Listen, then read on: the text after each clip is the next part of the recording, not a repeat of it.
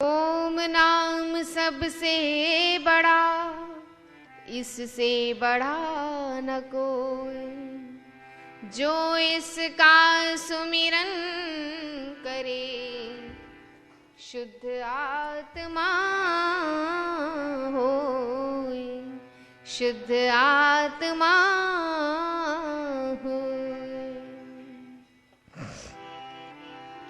तेरी लीला न्यारी ओ जग के वाली,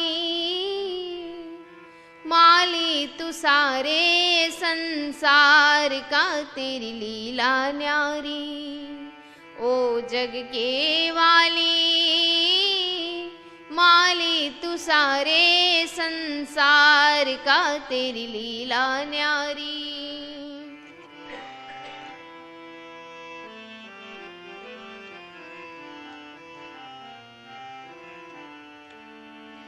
कहीं ऊंचे शैल, कहीं नदियों की धारा है।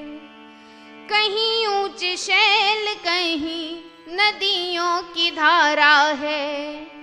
कहीं गहरा सिंधु सागर जल, कहीं खारा है। कहीं गहरा सिंधु सागर जल, कहीं खारा है। तेरी बहती नाली ओ जग के वाली, माली तू सारे संसार का। तेरी लीला न्यारी ओ जग के वाली, माली तू सारे संसार का। तेरी लीला न्यारी।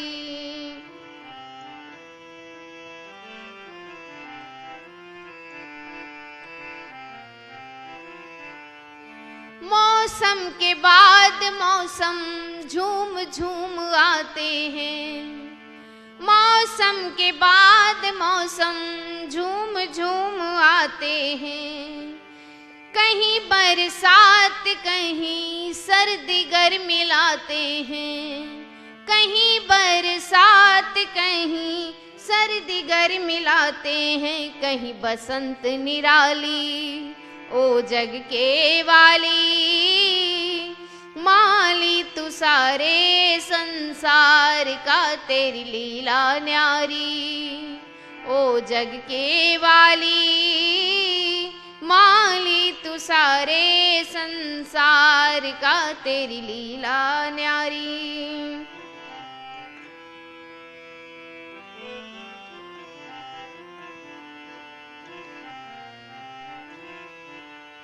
सूरज में लाली और चांद में उजाली है। सूरज में लाली और चांद में उजाली है। तारों की बारात कहीं रात कहीं काली है। सूरज में लाली और चांद में उजाली है। तारों की बारात कहीं रात कहीं काली है। कहीं सांझ निराली ओ जग के वाली,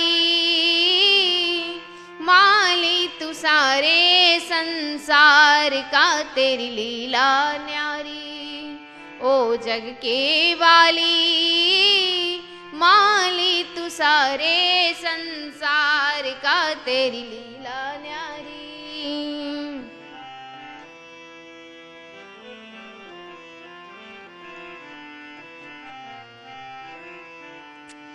मानव का चोला तूने कैसा बनाया है।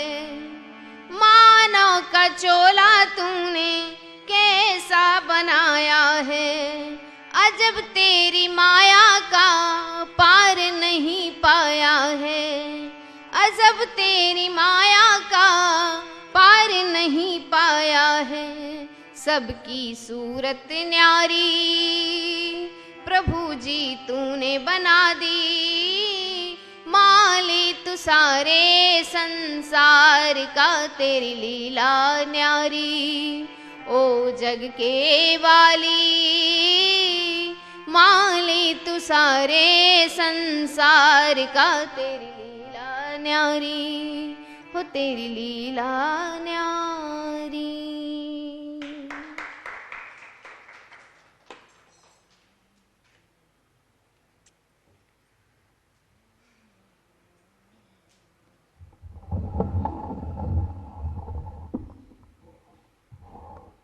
ओम ओम ओम ओम ओम ओम ओम ओम ओम ओम ओम।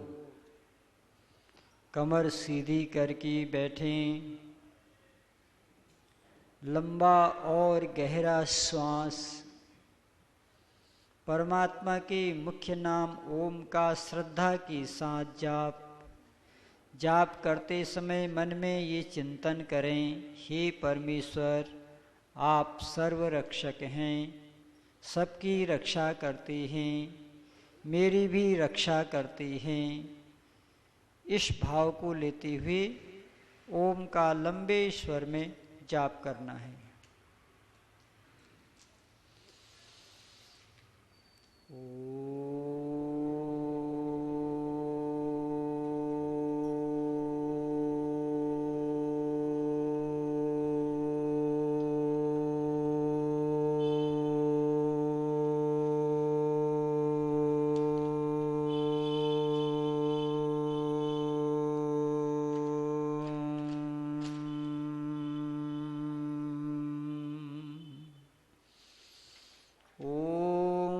वायुरनिलम् अमृतं मथेदं भस्मान्तगुं शरीरम्।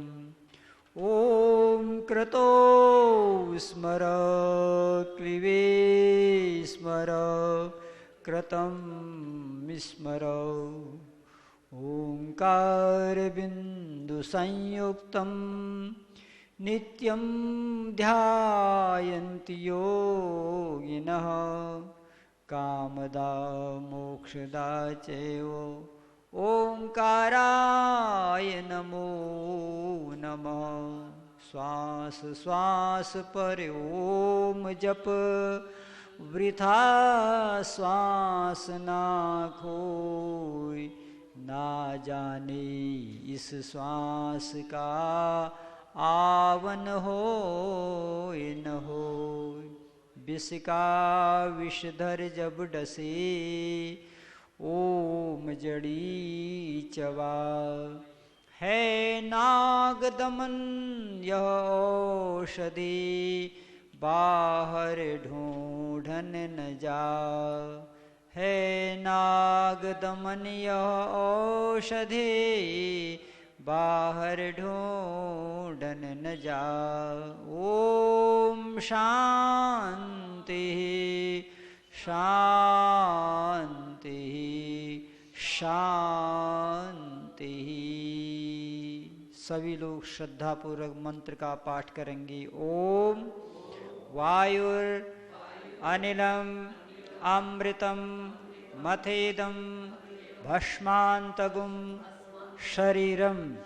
ओम क्रतो स्मर क्लिवे स्मर क्रतं स्मर। ओम हे सर्वरक्षक परमात्मा, यह वायु जीवात्मा अनिलम अशरीरे अमृतम अमर है। अथ और इदम यह शरीरम शरीर भस्मान्तगुं नष्ट होने वाला है। क्रतो हे कर्मशील जीवात्मा, ओम स्मर, ओम का स्मरण कर। क्लिवे स्मर, अपने सामर्थ्य को बढ़ा। कृतं स्मर, अपने किए हुए कर्मों को याद कर। ओम शांति शांति शांति। हाँ, आज सत्संग वहाँ नहीं मिला था ना। हाँ चलिए, इनके लिए ताली बजाइए। रोज आती हैं सत्संग में, रोज आती हैं। आज वहाँ नहीं आ पाई तो यहाँ अटेंड कर लिया, अच्छी बात है।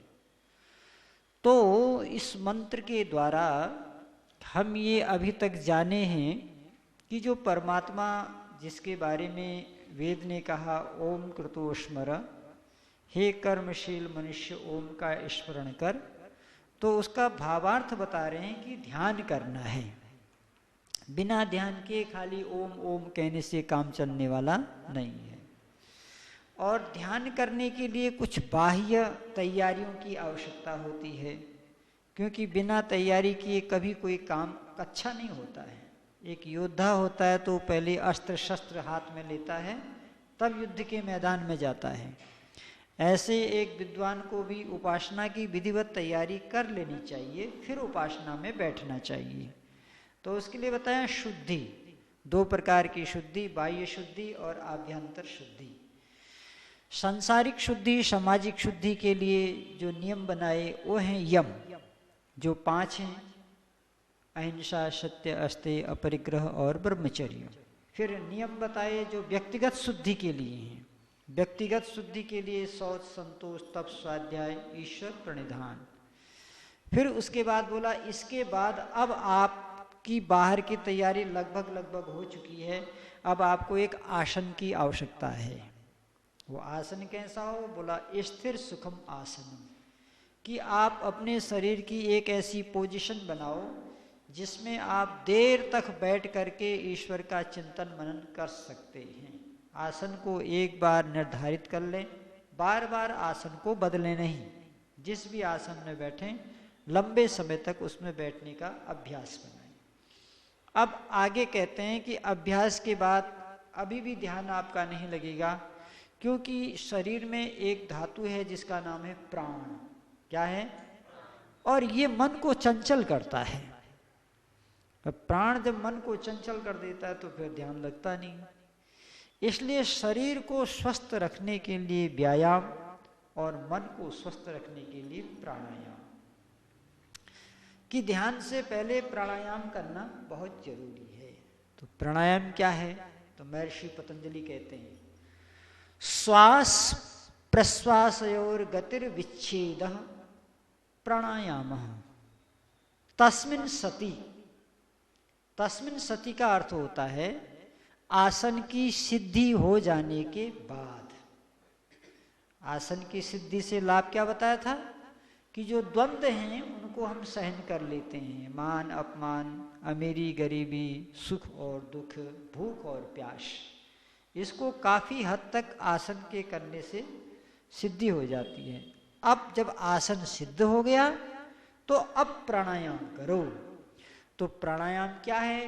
कहते हैं श्वास प्लस प्रश्वास, और आगे कहते हैं गतिर, ये श्वास और प्रश्वास की जो गति है विच्छेद, उसको रोक देना प्राणायाम प्राणायाम है। ये प्राणायाम की परिभाषा बताई।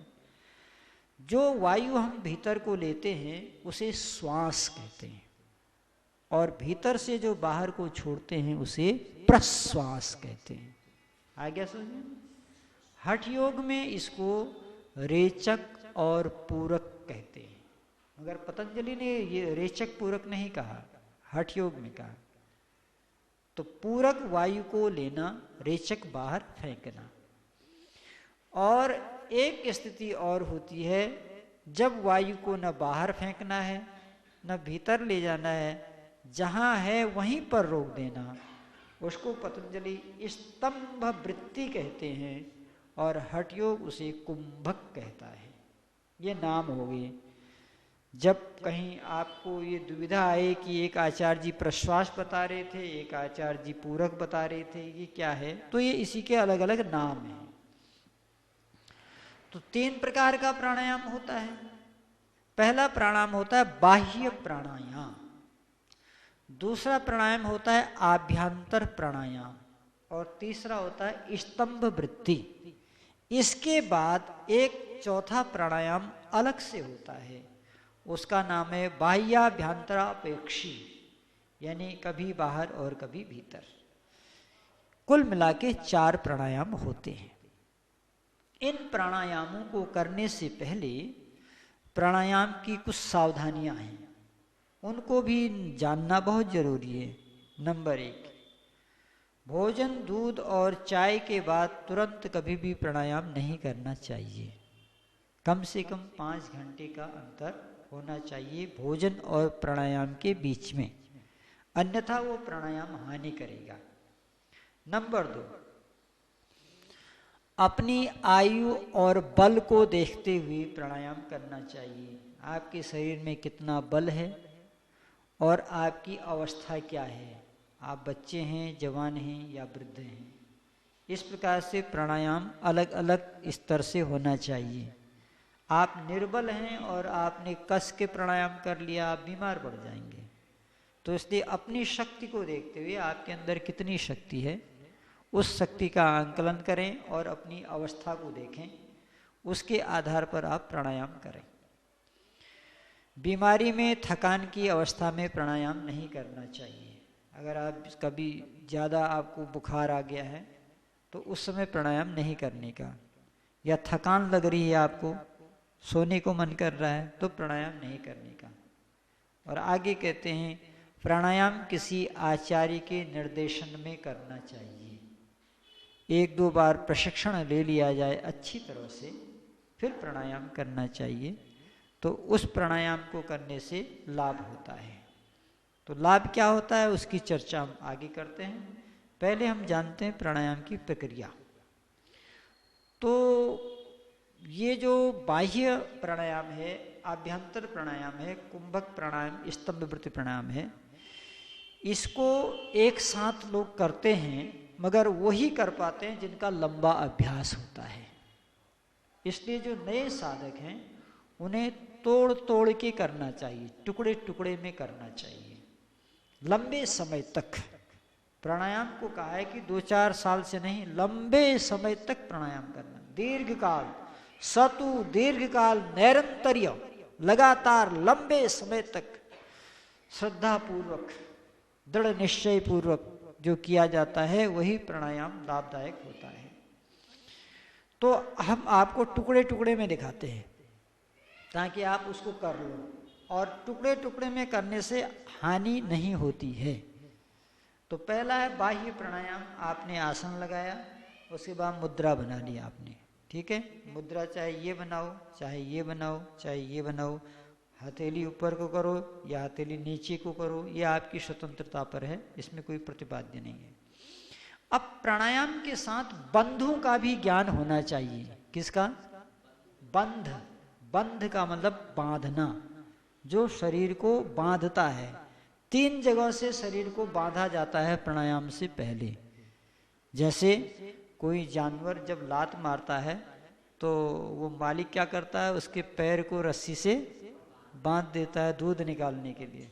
ऐसे ये मन भी गाय की तरह भागता है, लात मारता है, तो ये लात न मारे इसके लिए इसको बांध देना चाहिए 3 जगह, बंध। तो पहला है मूल बंध। पहला बंध कौन सा है? बंध को आप गांठ भी कह सकते हैं, मूल बंध। अब मूल बंध क्या है? जो हमारा गुदा द्वार है, जहां से मल बाहर निकलता है, उसके पास में एक चक्र है, मूलाधार चक्र। तो उस गुदा के भाग को ऐसे ऊपर को खींचना, ऐसे। कभी आपने किसी जानवर को मल करते देखा होगा, गोबर करते हुए, तो उसके बाद ऐसे पंच करता है। तो इसी तरह से आप शक्ति लगा करके इसको ऐसे खींच लो ऊपर को। अभ्यास थोड़ा थोड़ा देर में होगा, लंबे समय बाद, लेकिन करेंगे तो बड़ा लाभ होगा। जो लोग मूल बंध लगा लेते हैं उनको कभी यूरिन प्रॉब्लम नहीं होती, गारंटी है। यूरिन प्रॉब्लम, बहुमूत्र होगा ही नहीं कभी भी मूलाधार को मूल बंध लगाने से। तो ये आपने ऊपर को खींचा, ये पहला हो गया मूल बंध, ठीक है। दूसरा होता है उड्डयन बंध। तो उड्डयन बंध कहते हैं ये जो पेट है ना, इसको पीछे को करना, ये इसमें वायु का कोई प्रयोग नहीं, खाली पेट को पीछे धकेलना है। उड्डयन बंध हो गया। 2 जगह बांध दिया आपने शरीर को, अब प्राण भागेगा नहीं, क्योंकि भागने वाले रास्ते आपने बंद कर दिए। एक तीसरा रास्ता है जालंधर बंध। तो जालंधर बंध कहते हैं ये जो ठूंडी है इसको कंठकूप में लगाना। कंठकूप मतलब ये गले में जो कुआं जैसा भाग है, गड्ढा जैसा भाग है, ये देखा आपने। अब तीनों बंदे एक साथ कैसे लगाएंगे? ये मूलाधार खींच लिया हमने, ये उड्डयन कर लिया, ये हमने जालंधर बंद लगा दिया।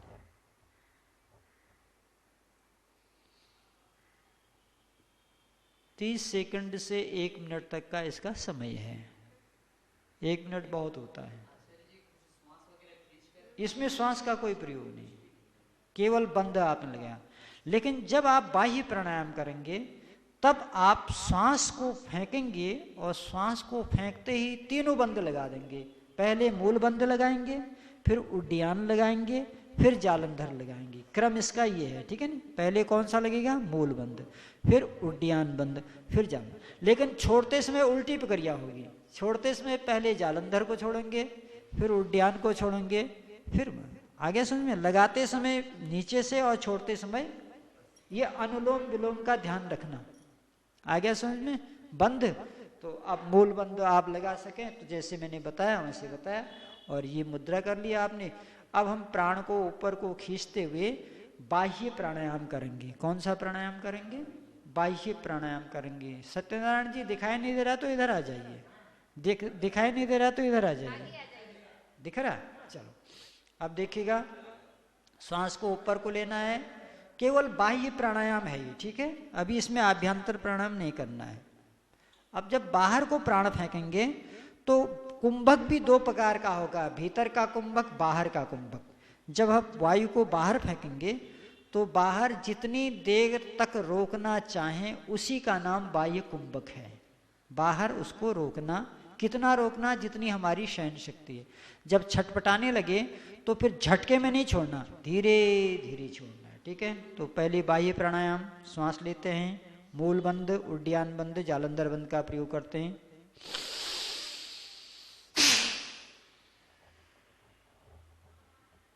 मन में प्राणायाम मंत्रों का जाप, ओम भू, ओम भुवः, ओम स्वः, ओम महः, ओम जनः, ओम तपः, ओम सत्यम। अब प्राण को बाहर जितना देर आप आराम से रोक सकते हैं, और जब छटपटाने लगे तो धीरे से छोड़ दो। पहले जालंधर बंद, फिर उड्डयन बंद, फिर मूल बंद। ये हो गया। अच्छा, एक चीज का ध्यान और देना है, जब भी आप प्राणायाम करेंगे आंखें बंद रहेंगी। अगर आप आंखें खोलेंगे तो सारी एनर्जी आंखों से फ्लो होगी। जो एनर्जी आपने संग्रहित की है, जैसे उसको आंख मिलेंगे फ्लो करेगा तो आंखें खराब हो सकती हैं। इसलिए प्राणायाम में आंखें क्या रहेंगी? बंद रहेंगी। तो बाह्य प्राणायाम समझ में आया आपके? एक बार और देख लो। श्वास ऊपर को भरना, मूल बंद, उड्डयन बंद और जालंधर बंद लगाना, मन ही मन ओम का जाप।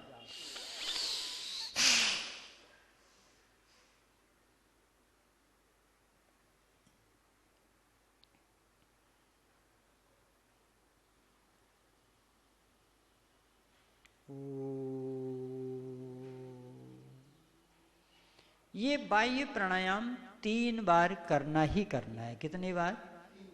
किसके लिए? गृहस्थी के लिए, ठीक है ना। 3, कम से कम, अधिक से अधिक 21 से ज़्यादा नहीं, मगर 3 का अभ्यास बनाएं। अब ये बाह्य प्राणायाम बता दिया मैंने, इसी का अभ्यास लंबे समय तक करो। जब इसमें दक्षता हो जाए फिर आभ्यंतर प्राणायाम करो।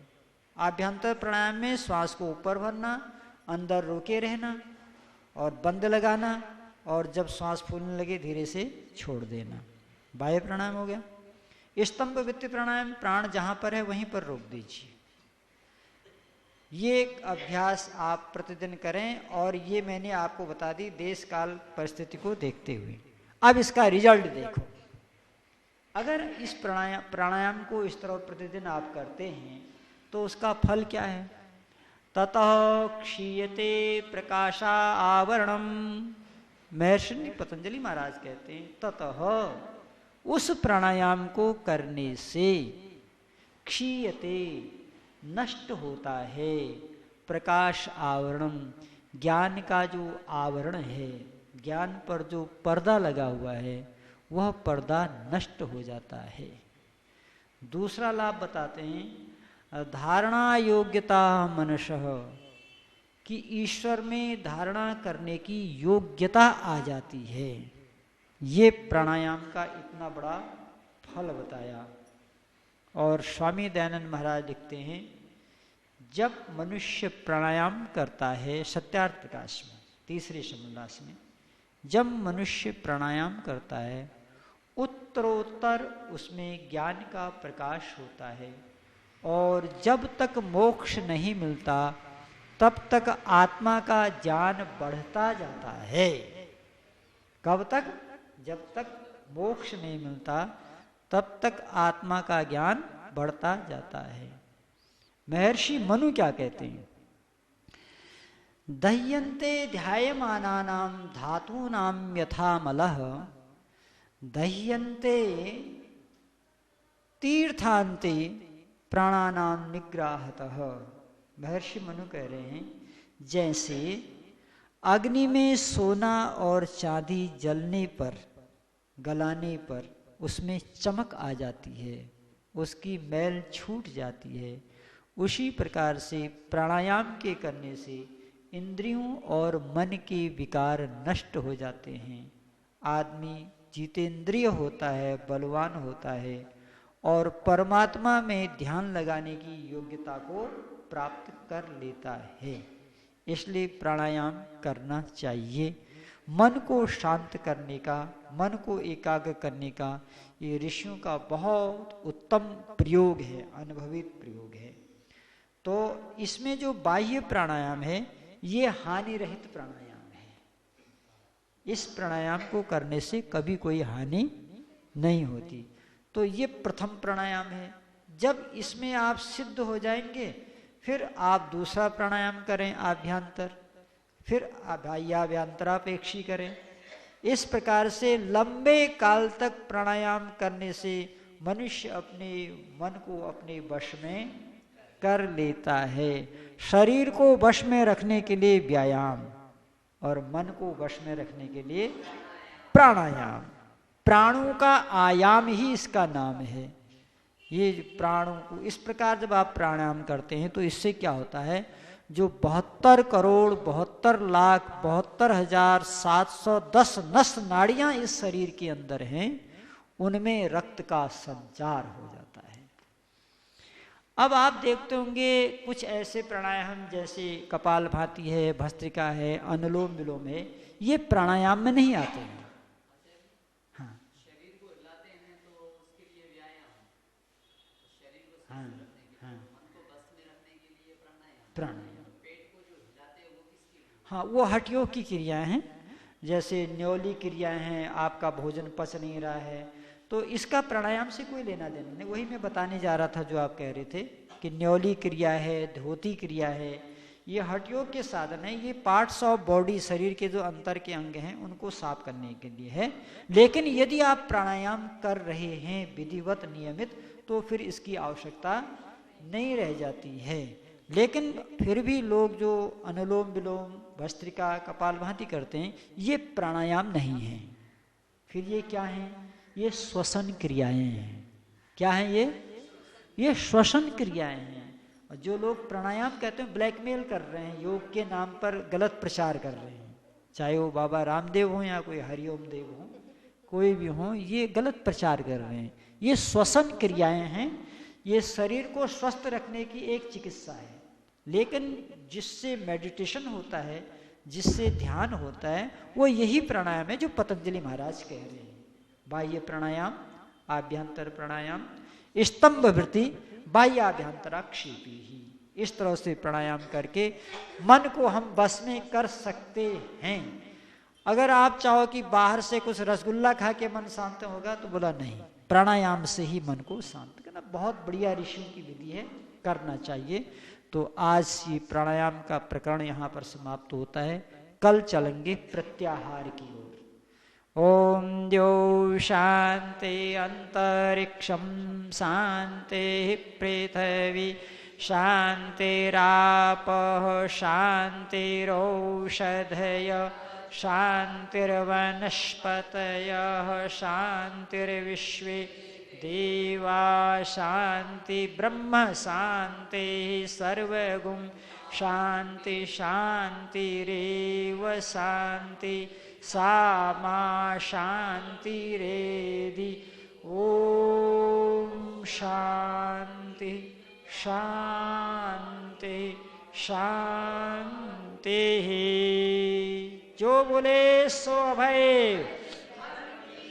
सत्य सनातन वैदिक धर्म की, महर्षि देवदयानंद की, गुरुवर विरजानंद की, मर्यादा पुरुषोत्तम भगवान श्री रामचंद्र की, योगेश्वर श्री कृष्णचंद्र महाराज की, देश धर्म पर बलिदान होने वाले वीर वीरांगनाओं की, भारत माता की, आर्य समाज, वेद की ज्योति, ओम का झंडा, वैदिक ध्वनि।